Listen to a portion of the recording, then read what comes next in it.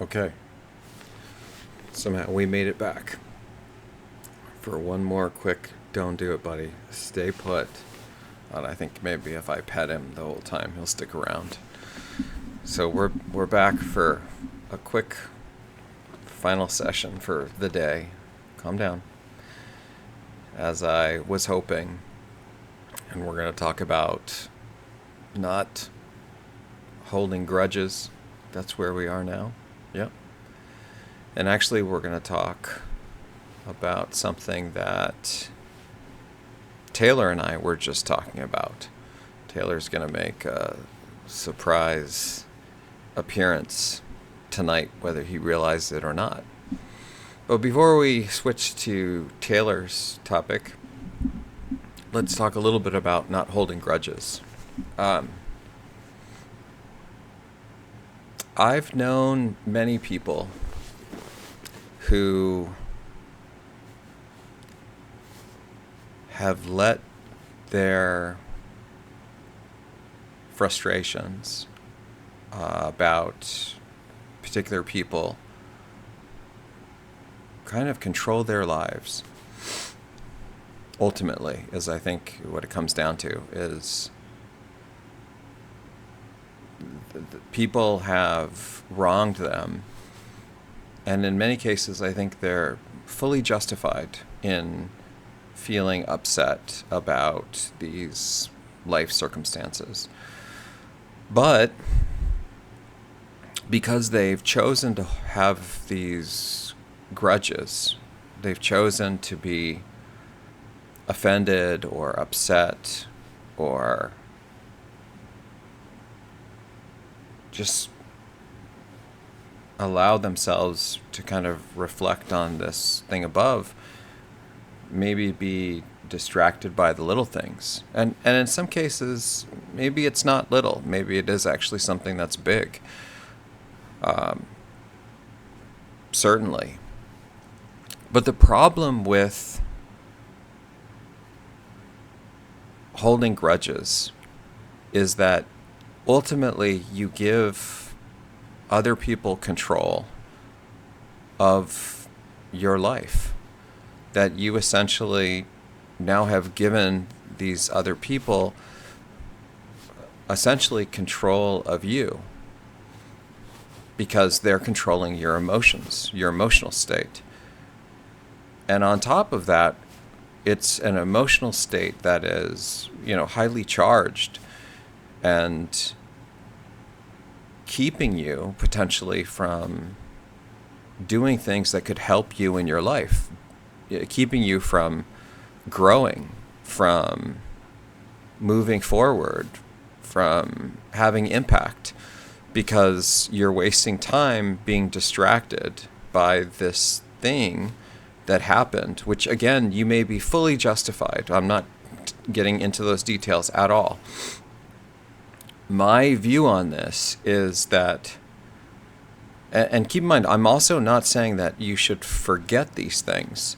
I think that minimally, if someone wrongs you in a very major way, it's probably a good idea to hold on to that so you don't become a victim of this again.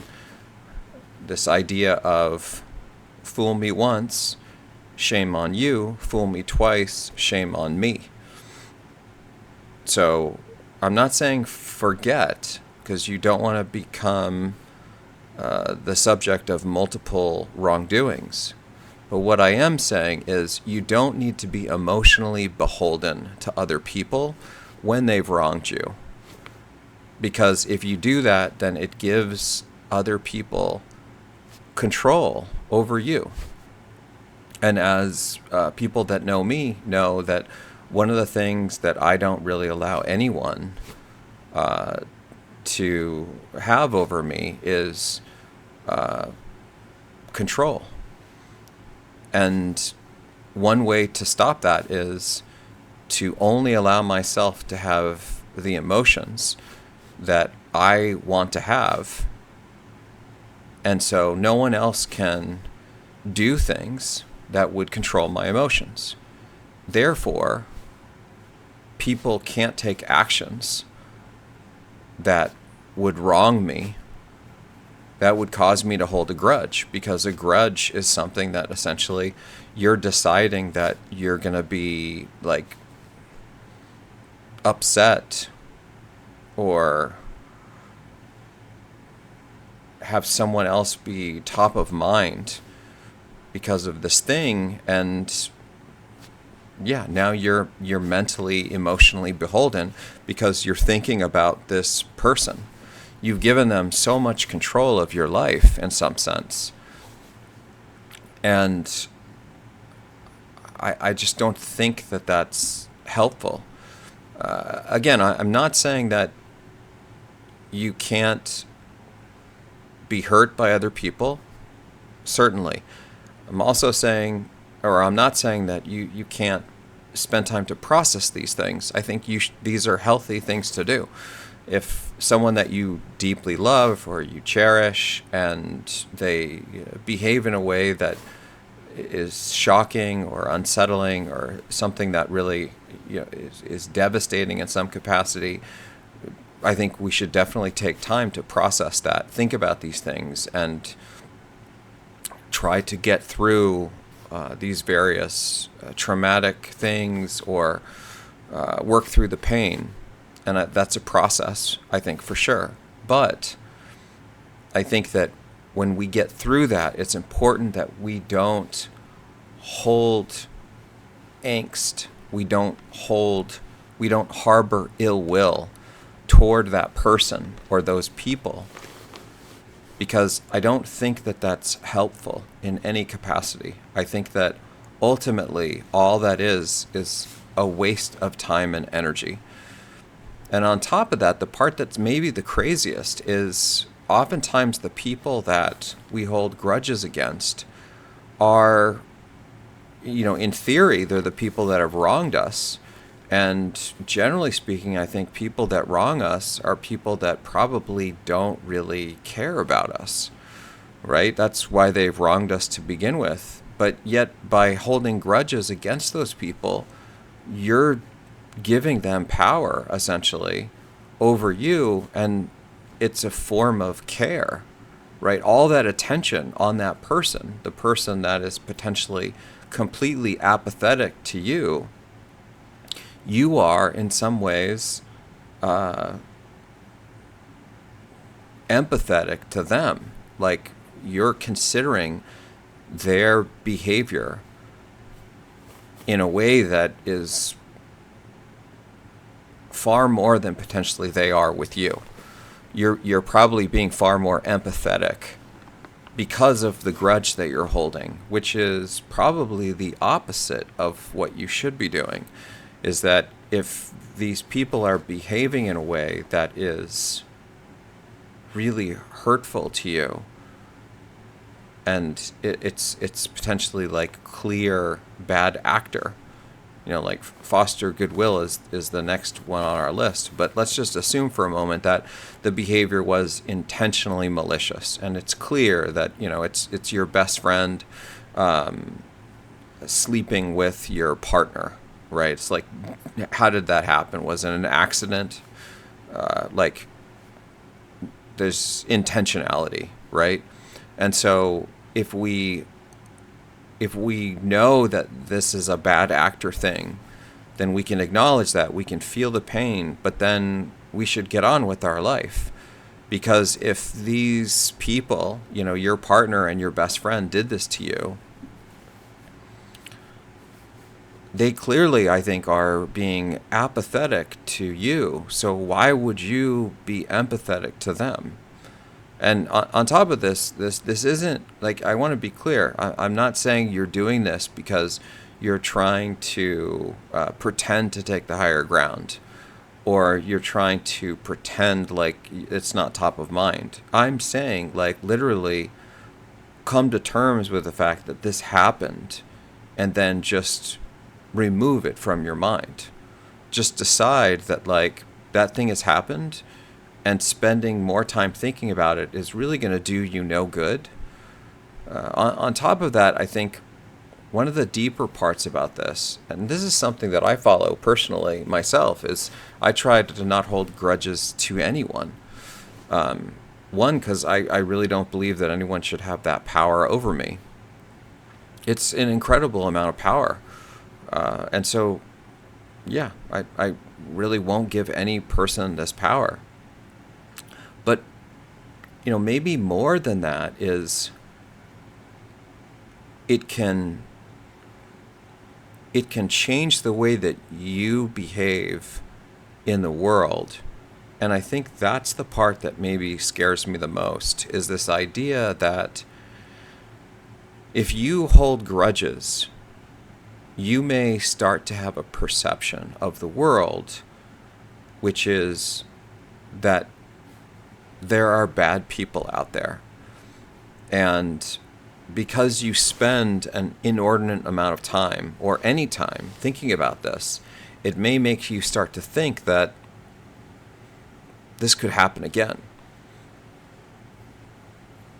The next person I meet may try to do this.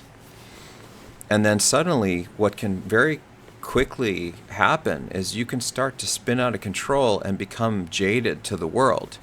That because your central focus is on other people and this action that happened, or this behavior that someone had toward you, you can start to overgeneralize and just decide that everyone is in this same boat, that all people are out to get you. And again, it's very easy to do because you're holding a grudge. You're making this the central point of your life. You're making this the recurring theme that you're thinking about day in and day out. And so it's very easy to imagine a world where you continue to reapply this logic over and over and over again. And in many cases, unfairly so, that people that have actually not wronged you, people that have really good intentions, people that might otherwise be your new best friend, or someone that could be your partner or in your inner circle, they now have no opportunity with you because you've sort of closed yourself off to the notion of people being good-natured. And so my advice on this is that bad things are going to happen in life. And life is unfair, and that's just the reality of things. And we really can't control that. These are other people's actions, and we can hope for the best, and we can hope that people have good intentions, all of this type of thing. But these things are likely going to happen. But what we can control is how we emotionally react, or don't emotionally react to things. And by not having grudges, I think what it does is it frees ourselves from sort of the shackles of like this emotional response to things. And on top of that, it doesn't make us, it reduces the chance for us to become jaded to the world because of a single person's actions or a small number of people's actions. A concrete example in my life is I'm a very trusting person to a fault. And I do this, one, because I just trust people, and I have a lot going on in my life, and I like to do many things, and so I don't spend really much time questioning people's intentions. I just decide to live this life of fostering goodwill and assuming people's intentions are wholesome. And the truth is, this has backfired on me a few times. And there was one time when I was in undergraduate where it was happening. It happened sort of in sequence. It was like two of my girlfriends, or people that I was spending time with, back to back, both got involved with another person, another man, while they were sort of in this monogamous thing with me. And I remember I was talking with some of my friends at the time, and they were saying, you need to stop being so trusting. You need to spend more time calling them up every night, finding out where they are, just checking in on them, demanding that, they only go out with you, all these things. And I think that their intentions were wholesome, the advice that they were giving. I think that they knew that I wasn't super thrilled that this was happening.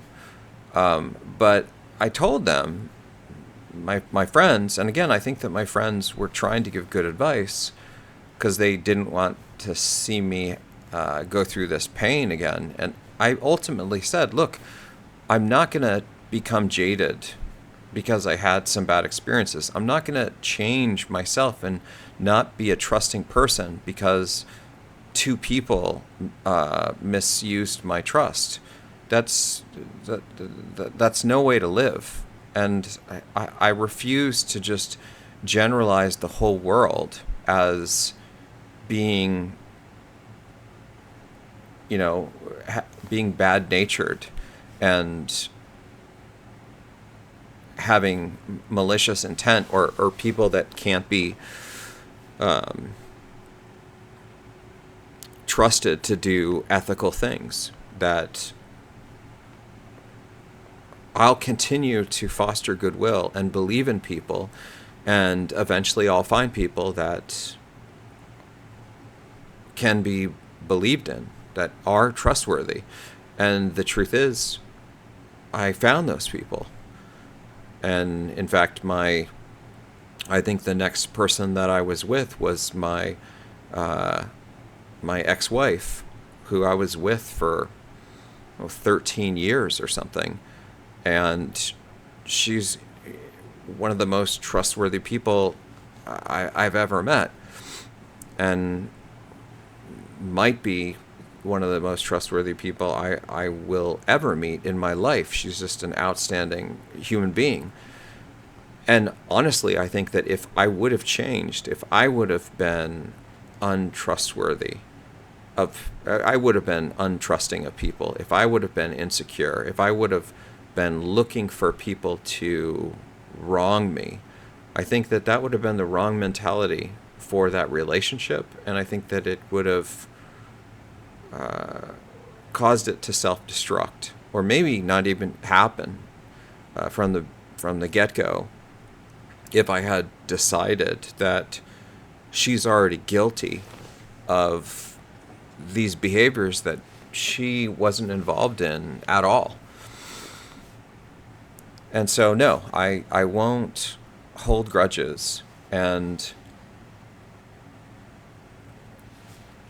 I won't allow the actions of a small number of people to then be generalized to the whole population in the world. It's really not a good way to live. It's also really unfair, right, for the people. You're closing yourself off to an entire world of people that could be really wonderful because you've sort of already decided that they're guilty. And I implore all of you to try to find a way, essentially. What it really comes down to is to forgive these people, right? Because I think this is the best way to not hold a grudge, is to understand that there may have been reasons.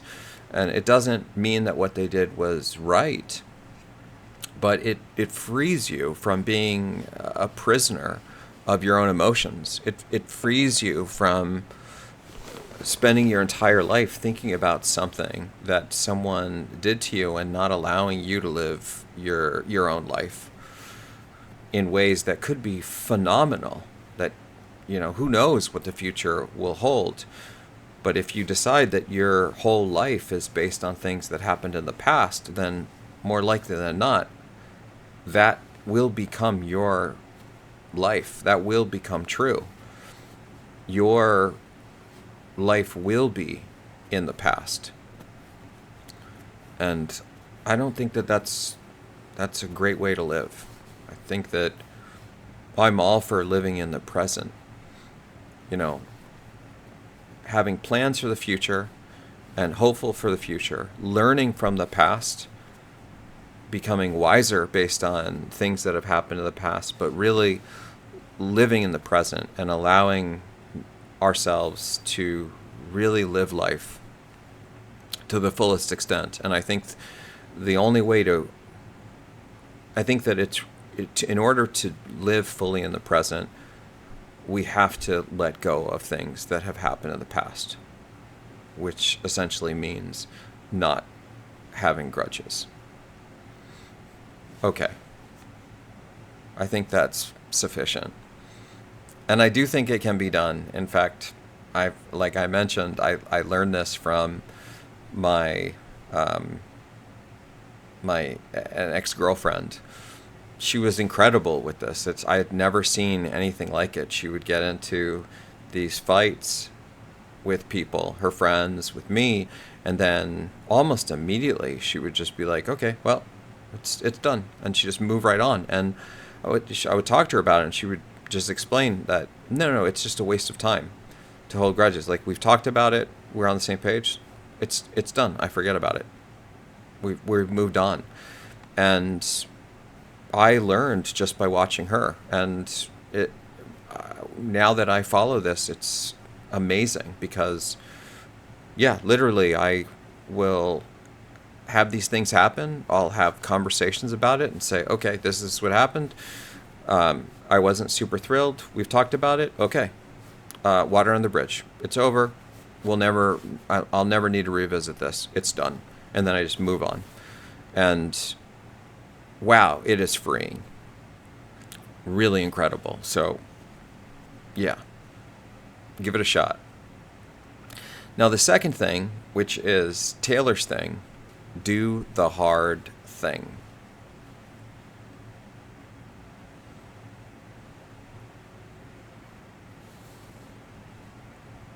I love this. And I love this for a bazillion reasons.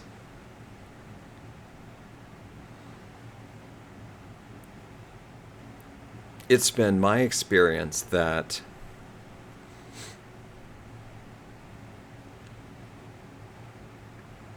taking the hard path in life is one of the best things that you can do. This idea that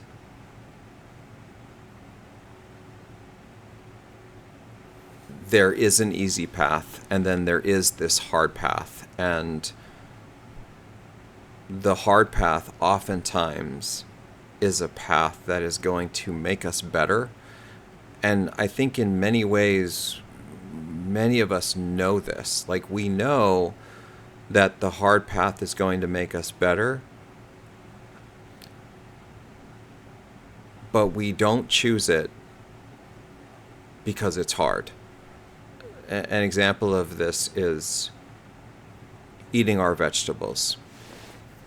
We know that eating our vegetables is likely a good thing and that we should do it, but we don't do it because it's hard. They don't taste that great, and maybe it's boring.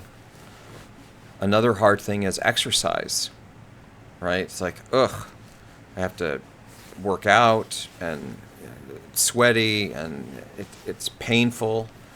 You know, it's like one of the first things that happens with exercise is feeling pain. Other things are learning. Learning is oftentimes difficult because your neurons are firing in different ways.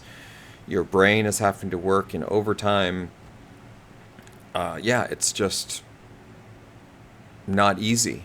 It's not the life of comfort. It's almost like this universal thing of doing something that is going to result in delayed gratification versus doing something that's going to result in instant gratification. it's been my experience that in many cases, doing the thing that's going to result in delayed gratification is oftentimes the right thing. So eating the vegetables, delayed gratification. It's not gonna feel great right away, but down the road, after you've been eating the veggies for many years, many months, probably going to work out for you. The whole eating healthy. Exercise, definitely not going to give you the gratification right away. At least it doesn't for me. Mostly it's just pain and suffering that happens sort of immediately. Doing things that require a huge amount of commitment, doing like a PhD, training for a marathon, committing yourself to something that is going to help you grow in some very disciplined way, trying to work and improve yourself, right? Like being introspective and trying to take a hard look at your flaws and understand how to overcome them. Also, very, very challenging to do, doesn't necessarily lead to instant gratification. Really the opposite, but long term, I think that it can be sort of a game changer. And so the way that I live my life, as I think most people know about me, is I almost always choose the hard thing, as does Taylor. And I do think that I think that this is one of the things that makes life worth living. I think that there's something special that happens in life when you choose the hard thing versus choosing the easy road. I think that it makes you appreciate life more. I think it makes time slow down, right? The more you suffer, the more time will actually slow down, or at least that's been my experience. This is why I think when you start doing exercise and you go to get on the treadmill and start running, it can feel like every second is lasting minutes. But when you're on the couch and you're watching Netflix, it can feel like every minute is just a second. Time's going by so fast, and I think part of that is suffering. Is that suffering through things actually slows time down quite a bit. And so we have this perception that life is moving at a much slower rate, and so we actually are sort of experiencing true time dilation in life. And that time dilation has this perception that basically our lives are longer. Part of the reason why I chose to do Merly again, Merly for the first time, but another startup again, is it also seemed like a good time to suffer some more, to really slow life down. And yeah, we've been doing this for about 3 years now, and I'm pretty sure my entire co-founding team would say that, yeah, the last 3 years probably feel like 30 years. And in some ways, I think that's amazing. I think that's one of the biggest blessings and boons that you can have in life, is that I don't want to get through the painful part. I want to feel that pain. I want to endure through that pain, because it's like a life expansion kind of thing. And at first, this can feel very strange, right? It's like, why would you choose the hard path?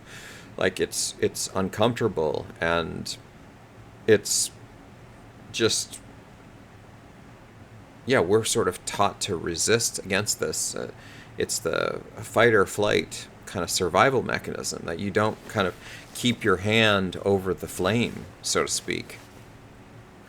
But my experience has been, if you do, you start to condition yourself, and it really creates, I think, that as I was mentioning, this deeper appreciation for life, that you can start to really see the beauty in things because of the suffering. It's like this whole rolling the boulder up the mountain. I forget what the parable is, but it's this idea that we're in life and our whole purpose is to roll the boulder up the mountain. And when you are doing this and you're thinking the whole time that, wow, this is so painful, this is like an incredible amount of suffering, I wish this would be over. It's so hard. It's so exhausting.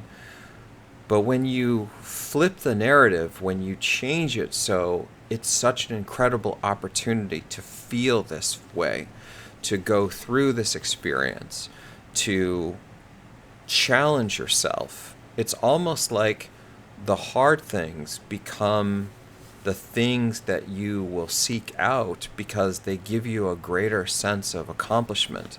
They give you a greater sense of self, that you know that the reward of growth and of accomplishment is coming, and then that is going to essentially supersede anything that you might feel from eating that donut or the Snickers or whatever the short-term instant gratification thing is.